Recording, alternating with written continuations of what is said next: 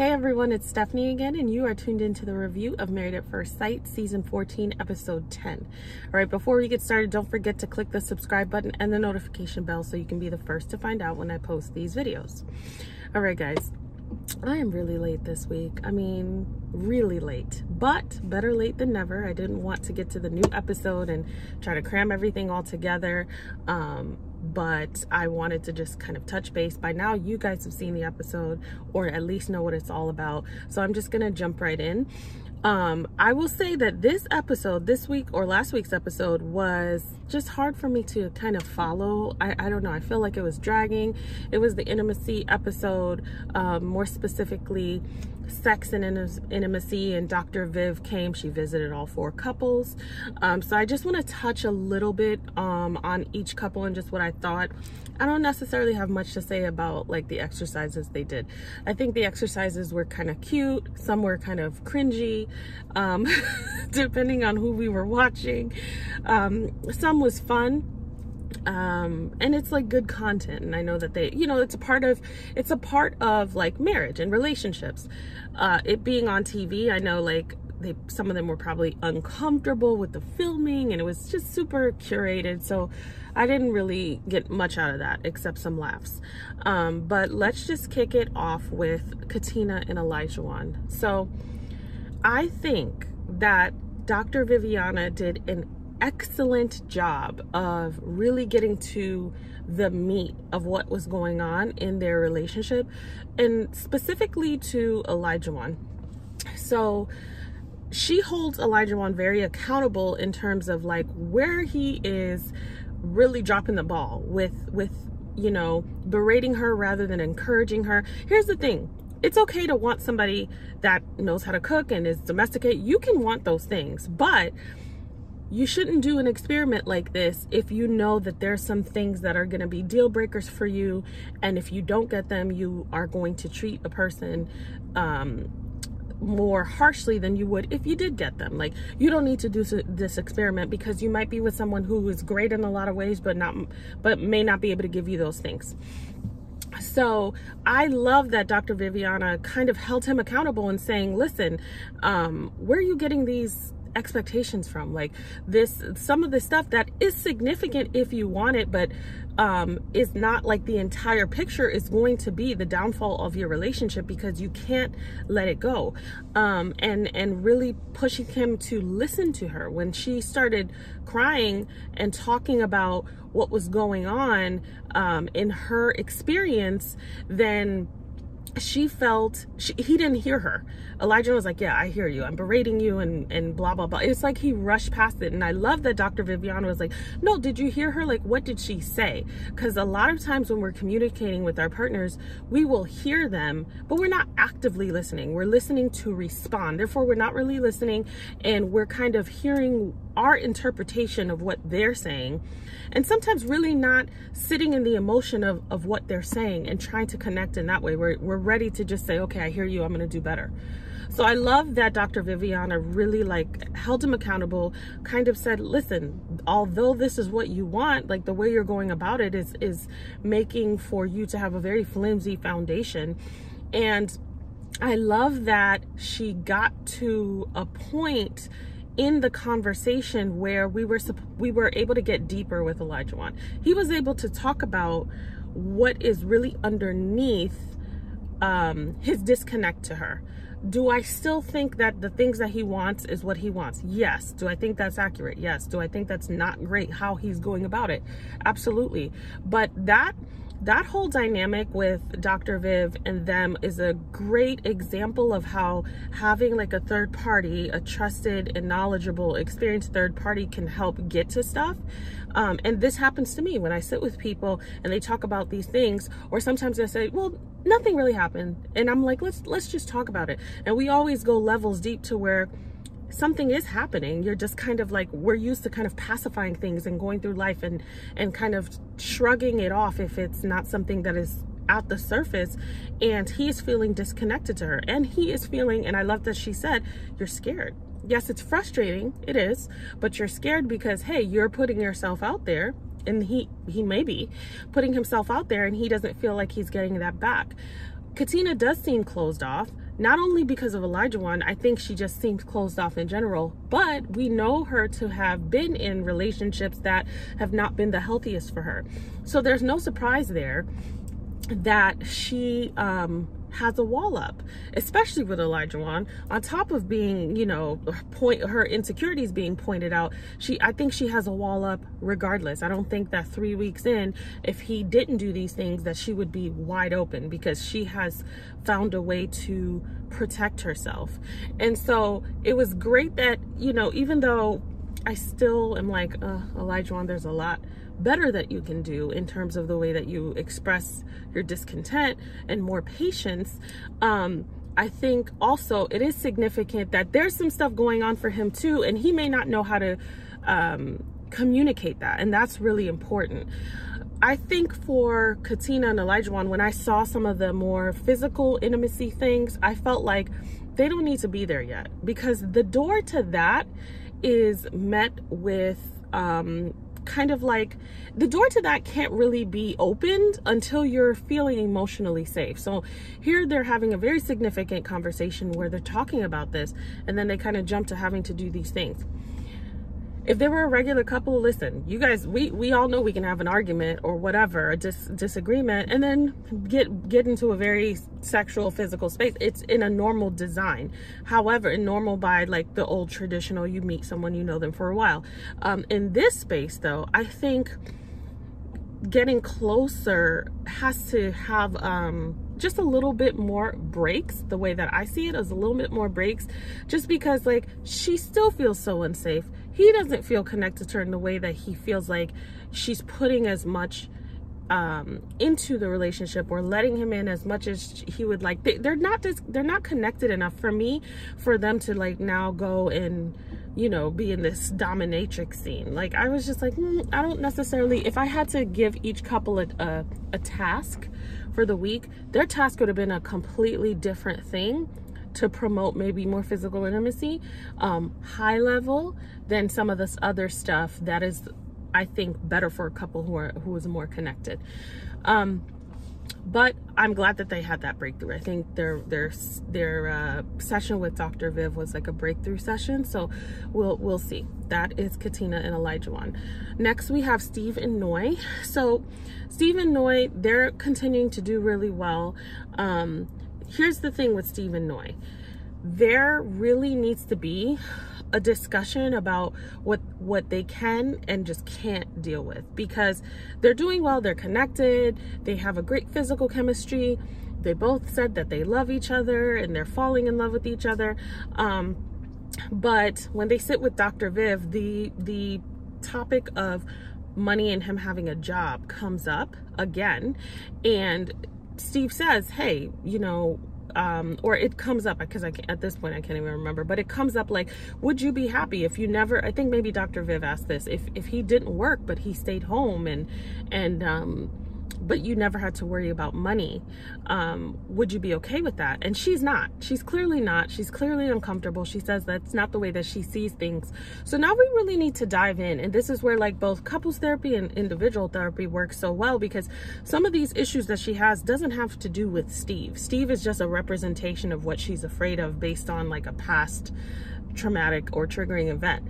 So she needs to think about what it is that is really disconnecting her, or that she's afraid. Because if the question before was, okay, his capability to make money, and yes, she has not seen him make money or seen him just go out and get a job. They've only been married for three weeks. But if he says, hey, if we never had to worry about money, and I stayed home and you know, was just a husband and father, would you be okay with me taking on that role? She doesn't seem to be okay with that. So now it's bigger than just the money, because before it was triggering or activating that event of being in a refugee camp and growing up very poor. And so I get it, she's worried about finances, she doesn't want to put her kids through that, etc. But now it's coming up now as, what does she want her spouse to look like? What is the expectation? And everybody goes in having these expectations, but especially in this scenario, but really in life, because these are things that we can also apply in our relationships too. Are your expectations getting in the way of you actually getting what you really need. Because if you are getting the financial security and you have someone who maybe wants to fill this role, is the desire to have this role the way that you see it, in this traditional sense or non-traditional sense, is that enough to disrupt and possibly falter something that is great? You know, if it's just about money, then she should be okay, but it's not for her. In her mind, she's picturing maybe her parents' marriage or what she wants a marriage to look like, what she's comfortable with. And so having years of having these kind of bullet points of what we expect a marriage to look like, or what we expect our spouse to look like, and what we, you know, want a man to look like, a woman to look like, whatever the case may be, now you really have to start doing some digging in terms of what does this look like? Am I okay with this? Could I be okay with the vision of my relationship and the roles being somewhat different if we're secure? Because then it's so much more about other things than just the security aspect. So I think a lot of individual work needs to be done. Him too. Are you going to throw away something that's great for you because you want a little more adventure? Can you find a way to compromise and have the adventure with your friends? Or you guys come up with what's adventurous for you guys, but as a couple, but maybe most of your adventures might be like solo adventures or whatever. I think a lot of what these couples are going through, especially so early on, is managing their own expectations and really bending to the reality that this is not looking like what I thought it would look like. And I don't think that that's a unique experience. I think that everyone who gets married has an element of that. Like, wait a minute, is this what it is? Or I thought this particular thing would be different. And then you start really falling into it and realizing, hey, you know, this works. Or I didn't think I would like this, but I like this. Or I didn't think this would work for me, but this is exactly what we need. There's lots of couples who've been together for a long time who have had that experience where, you know what, some of the things that you need in a person, or some of the experiences that you need, come from things that you didn't know until you were in it. So I feel like some work for the both of them separately would be really good. But the one thing that really stuck out to me was kind of noise, like inflexibility about what this needs to be. Where is that coming from? And can you deal with it if it's not, but your needs are being met? So that's Steve and Noy. I can go on and on about them, but that is Steve and Noy.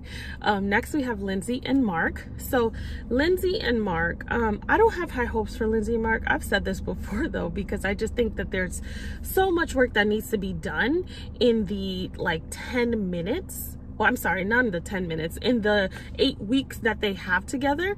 And there's just not enough time to really get like rooted in what needs to be worked on. I love that Dr. Viv held, you know, Lindsay accountable in some ways, and is talking about, like, if you really want this marriage to work, if you want this person, if you want your sex life to be better, like speaking about it in a way that's just a real low blow. And a lot of times when you go in certain places, your spouse can't just get over that, because those are things that are really hard to get over. And it doesn't feel safe. It's not her saying, hey, like, can we talk about this? Like, here's what I need. Here's what I'm experiencing. It's just her throwing jabs. She is like the perfect example of like hurt people. She doesn't feel safe with him. She doesn't feel like he really wants her. So then she puts this armor of being like a little bit of a jerk. By a little bit, I mean a lot. And so she throws these jabs, but they get lower and lower and lower. And that is going to ruin the foundation of creating anything that would be significant or that could get better. Another big rule that Lindsay broke is speaking about her sex life in such a derogatory way with a close friend.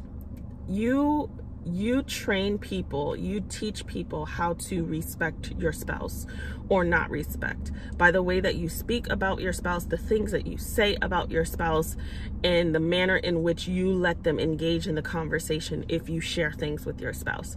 So if she wasn't happy with that, this is not some guy you met at the bar and you one night stand, you weren't going to see them again, and you don't care and you don't know them. This is someone that you really did, you know, an incredibly scary thing that most people can't do, and most people don't want to do, meet somebody at the altar and just get married.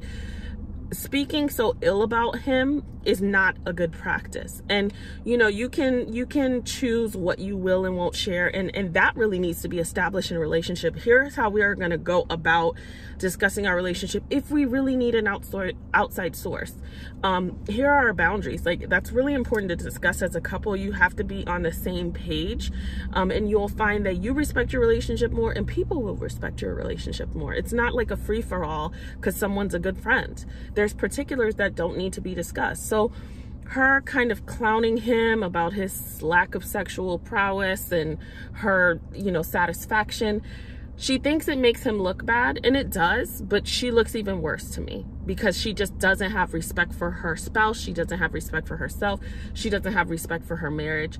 And she thinks that that is going to make him want to prove differently, but that really strikes someone in a way where they can be disconnected and they are not motivated. Like, that is not motivating. I think in some twisted way she thinks it will be, but it actually will not be motivating for her to get what she's looking for.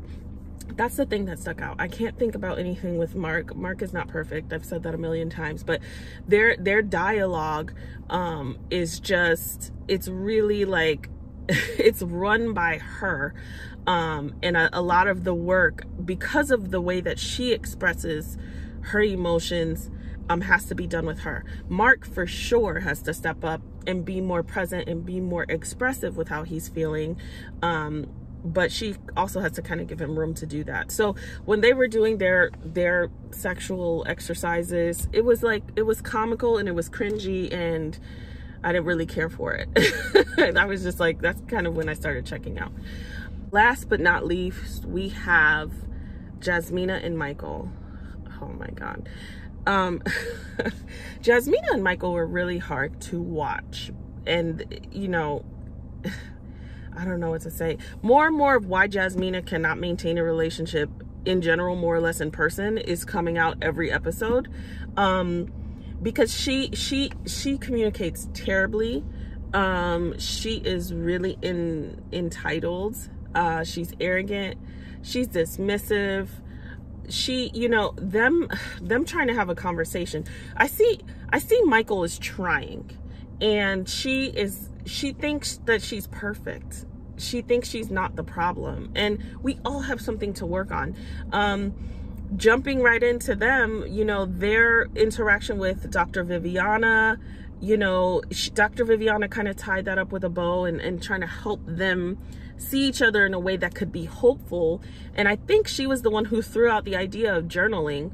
But because, you know, Jasmina doesn't want to journal, then she doesn't want to journal. I don't like journaling, so I don't want to journal. Here, Michael's like, can we try the journal thing? Like, I don't need to do that. Listen, sometimes when you work on things in a relationship, in a particular manner, it doesn't necessarily have to be your thing, but the goal is to do something as a unit, like as one. So hey, let's try this journal thing.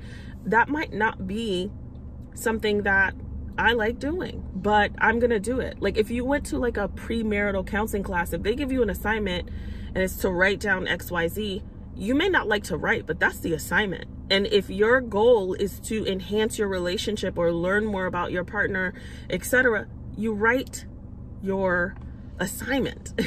You know, and that was, I just wish somebody was in there, but it doesn't matter because she'll like do another thing that somebody would miss. You know, I just wish a third party could have seen that interaction to say, like, it doesn't really matter what you want to do. You're thinking about I, and he's thinking about we. He's like, listen, I don't care if you don't want to journal. It's not about the journal.